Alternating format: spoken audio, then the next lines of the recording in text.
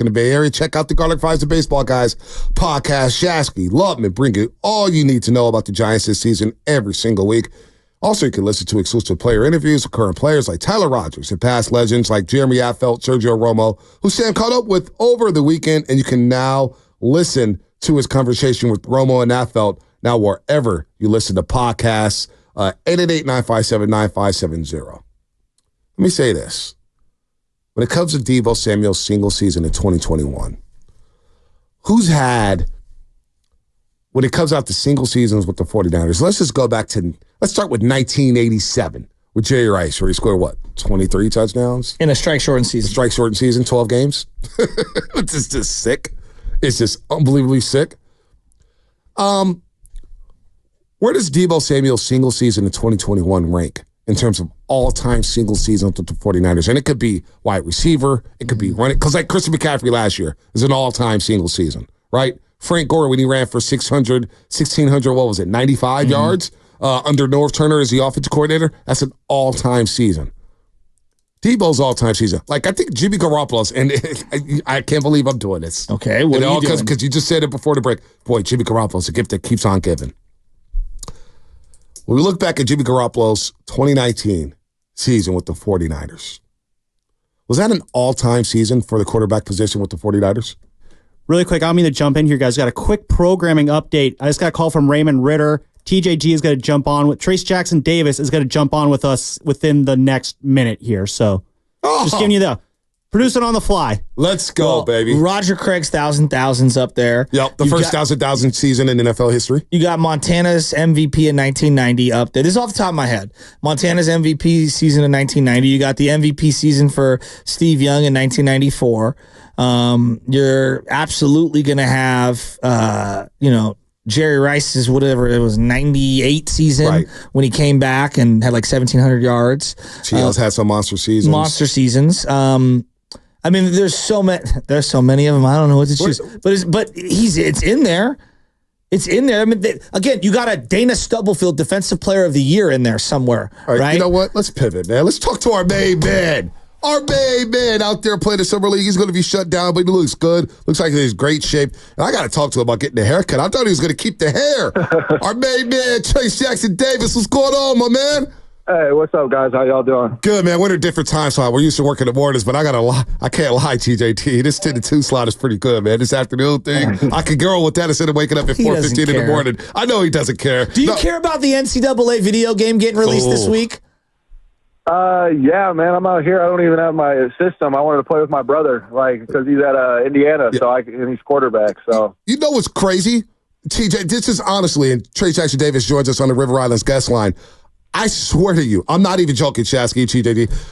I'm simulating. I simulated through the first season with Cal Berkeley. In a national championship game, I kid you not, it was Indiana versus Georgia. And coming into the next season, my second season, Indiana was a preseason AP top 25 number 1 team in the country. I'm like, the Indiana Hoosiers, are you kidding me?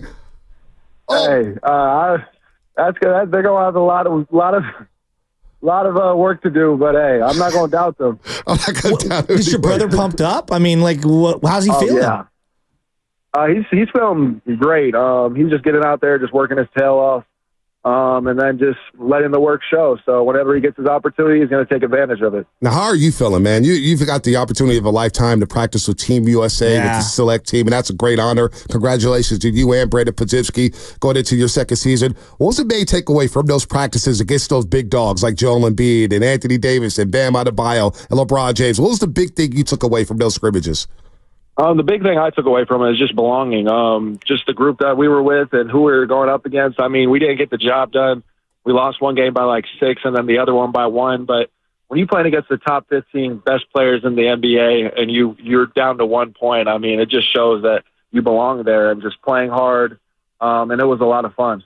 You know, Anthony Edwards has expressed some almost like irrational confidence at times, but he backs it up. Does he have more irrational confidence than Podziemski? Because Podziemski, man, some of the things I'm hearing out of these practices, it sounds like he's got confidence too. No, BP is a very confident kid. I would say BP is even probably, I wouldn't say more confident, but just the way that he comes off, because Ant-Man was he was a number 1 overall pick. I mean, he's a freak athlete. He has all of the intangibles. I mean, BP's a solid athlete. He can shoot the ball very well, but he got it out the mud, and he's worked for this. And just the way that he approaches the game, his confidence is on another level. So what have you worked on to improve your game? Because you had a hell of a rookie season. We all thought you should have at least made the second team all-rookie, but you got a late start within the season once you cracked the rotation, and you made an impact. I know I don't want to remind you, but it's great motivation into the second season. What is the thing that you said, you know what, let me take this away from my rookie season. I want to add this to my game. What are you trying to add to your game going into the second season? I just think the biggest thing that I can add is obviously defensively, being more of an anchor. I mean, I was solid last year, but having a year under my belt, the talking can go up. The rotations, I know all the rotations, and having Draymond and Lewis still here, they're going to help me still with that. But just going into my second year and just building off of my first year, I mean, I started a few games at the end of the year and just continuing to build off of that stuff, chasing rebounds, dunks and all that. And all that stuff will come, but at the same time, just continuing to just keep building on from where I was last year at the end of the year. Is it difficult for you to kind of steer clear of this athlete's podcast and this report from Shams or Woj that this guy might be in a trade talk with the Warriors and that guy's linked to him and the owner's on a podcast? And like, as a young player, you're trying to find yourself in the league still, and prove more than what you did the year before. Has it been difficult to kind of like steer clear all that stuff? Not necessarily. I mean, it is what it is. The Warriors are a great organization, and before any of that stuff gets out, they would tell us way before. And what we've been doing, we've been in the gym, we're grinding, we're getting better, and right now, that's what they have us here. They had us here the whole summer, and that's to get ready for next year. And so, if something does happen, it happens. But right now, we haven't heard anything. So. Trayce Jackson-Davis here on the River Islands Gas Line with Bonte and Butcher on 95.7 The Game. How much did Mike Woodson prep you for that? Obviously, he was in the NBA for a long, long time. He coached you up at Indiana. Did he kind of prep you for, hey, your first year in the offseason, there's going to be all these rumors, there's going to be all these things happening? Did he prep you and prepare you for some of the offseason chatter, the offseason noise that we hear about every single day during the summer? Oh, absolutely. And the crazy thing is, when he took the job at Indiana is when the transfer portal and all of the NIL took off. So it was like hand in hand. And like, you got people going under the table, colleges trying to reach out and doing things and all of this other stuff going on. And it's just the wild, wild west and the transfer portal and all that. But Coach Woodson did a great job. I think I have a good head on my shoulders, and I know how to handle all of that stuff. And I understand at the end of the day, it's a business. Being around the Anthony Davises or the Joel Embiids, is there something that they do in preparation or in technique that you're trying to steal or utilize yourself for your own game? I think the biggest thing that I could take away from any of those players are probably Bam and AD on the defensive end. I think Bam, just the way he's undersized and how he bumps guys off of their position, and then the same with AD and like how his drop coverage and stuff of that nature, and just the way that he plays and ends up getting those blocks are some things that I can learn from watching film from those dudes.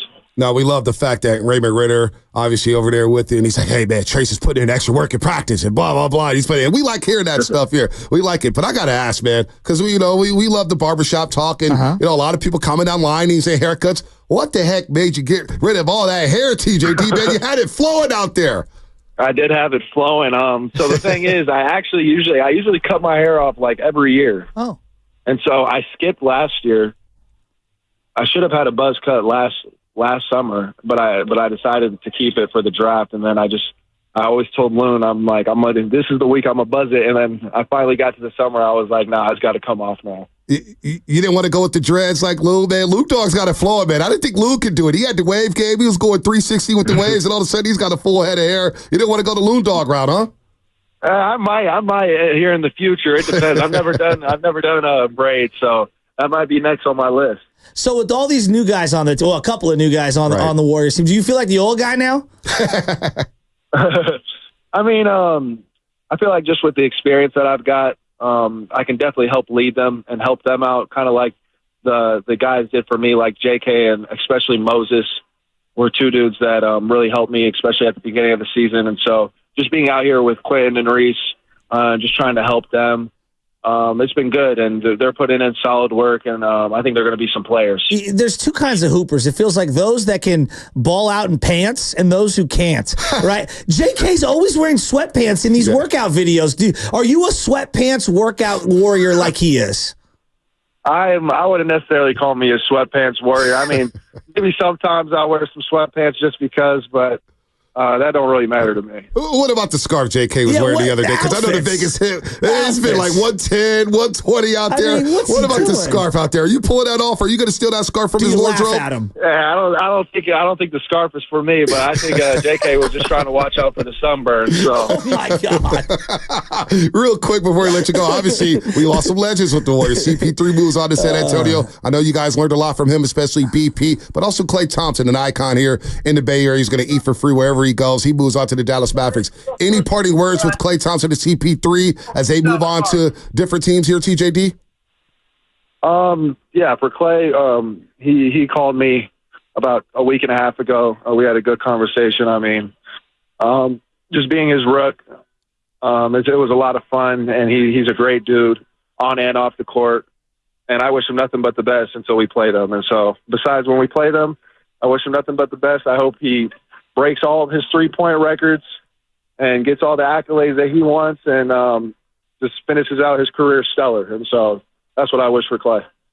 Hey, we got to get that gamer tag. We're going to have an NCAA tournament. People are trying to come at me. They're trying to come at Shasky. We'll get some NCAA football going on. We'll live stream it or whatnot. But, hey, thanks for the time today, man. Go get your system. Keep working on your game. We all love TJD. A lot of fans can't wait to see what you do in your second season, man. Best of luck the rest of the offseason. Hopefully we see you around.